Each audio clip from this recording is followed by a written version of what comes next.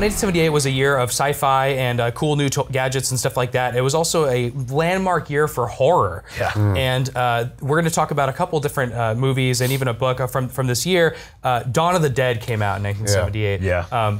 You know, to date, one of the best zombie movies ever made. It really kind of laid the foundation of what a post-apocalyptic zombie hellscape is like. Yeah. And it's horrible. And you know, everything's lost in Dawn of the Dead. And it's just a matter of finding out, like, you know, what you can salvage from the world and from civilization. 100%. And of course, people are as scary as zombies. And Night of the Living Dead started the whole zombie obsession. Same guy, Romero. Yeah. Same guy, yeah. And I think what made Dawn of the Dead sort of ring with us so much more was that it took place in an environment that everybody understood. It was so familiar. Yeah. Night of the Living Dead was basically... Did you know in that year, the mall was still not They have a to big thing explain yet. the mall at one point. I just rewatched the movie the other night in preparation for this, and they're flying in on the helicopter. They're probably going to that mall. You know, one of those large indoor shopping centers. But to your point, they have to explain what they were mall is. becoming ubiquitous at the time, so people didn't know what they are. Yeah. But I just thought that was a funny tidbit that they It's included. also, too, you know what's funny? I wonder if it's one of the first movies where they actually show people playing arcade games.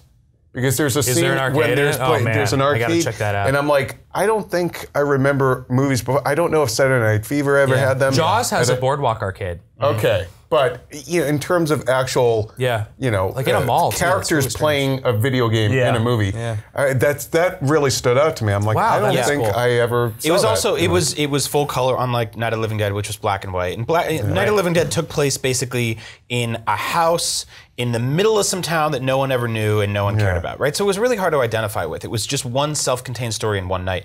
Whereas this was now suddenly a sort of a documentary about consumerism. Yeah. You know, it was talking about where do the zombies go? Well, they go where they used to go. They and it was saying that even without a zombie apocalypse, this is how we look, shoveling or moving shopping carts around a mall, just buying crap we don't need. And it was sort of amazing to see that. It was also like, I think it was the first time they sort of contextualized the story behind this. And this is something that even The Walking Dead, which borrows heavily from Dawn of the Dead, and obviously wouldn't... Except the zombies are a little too fast in Walking Dead. Sure, but I would say... They're so slow in the Romero movies. I would say if it wasn't for Romero, there wouldn't be... Walking Dead wouldn't be where it is. Oh, absolutely. 100%.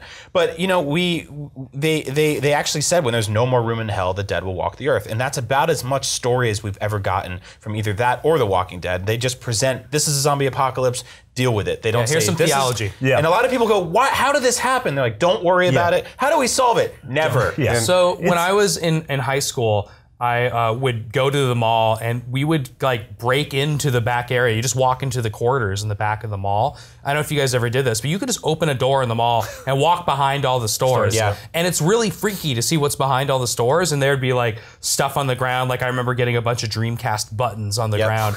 But there's just like, you know, you kind of explore this like giant facility. That's actually what Romero was doing when he came up with the idea for this. He went to a mall, got to see what was going on behind the scenes, and offhandedly heard like the guy who was giving him the tour say, wouldn't this be a great place to shack up if anything ever went wrong? You could survive forever. Well, and it's like that mall still, like to this day, I think it was Monroeville, Pennsylvania. It's one of those horror landmarks that people want to go and see. You know? It's also a prime example of a small original movie like Night of the Living Dead, a small original thing, think about it as a movie or a game, and it's made on a low budget, it's made very simple in a single location. And then the sequel... $650,000 to make. It made $55 million. Yes, and then the sequel absolutely blows up, the scope gets bigger, the setting gets bigger, the set pieces get bigger, and that's just sort of how sequels exist nowadays. It's why I love the Dead movies, because they started it with night, and then dawn, and then day, and each one of those things in scope got bigger and bigger. Like Day of the Dead was about the military,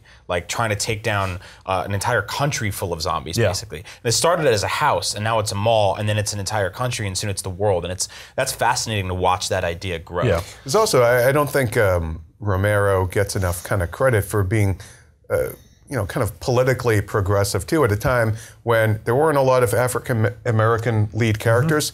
Both Night of the Living Dead and Dawn of the Dead. it's an African American male lead character. Yeah, totally. You know, and of course the ending of Night of the Living Dead has a lot of social commentary to it, and so does the end of Dawn of the Dead, and I just think that he doesn't get that kind of respect or acknowledgement of that at that time. You know? And now Dawn of the Dead was remade by Zack Snyder. Yeah, written by James Gunn. Guardians of the Galaxy. Yeah, so like awesome team of people. It's actually my favorite Zack Snyder movie of all the films he's done. Yeah. And they added a lot of it wasn't a shot for shot remake, but it was set in a modern mall, and there was a lot of new things that were added to it. A lot of the zombie deaths were insane. There's a lot of fast, stuff that right? The zombies are fast. They're faster. There is a zombie baby is born in that movie. Oh my God, there's a part where they outfit. There is a pregnant woman in the original Dawn of the Dead. Yeah. So he took that idea to the extreme. There's also a part where they outfit a car with chainsaws, which is totally what went into games like Dead Rising. You can sort of map the malls and zombies. 100%. They made a Dead Rising was a Dawn of the Dead video game basically. So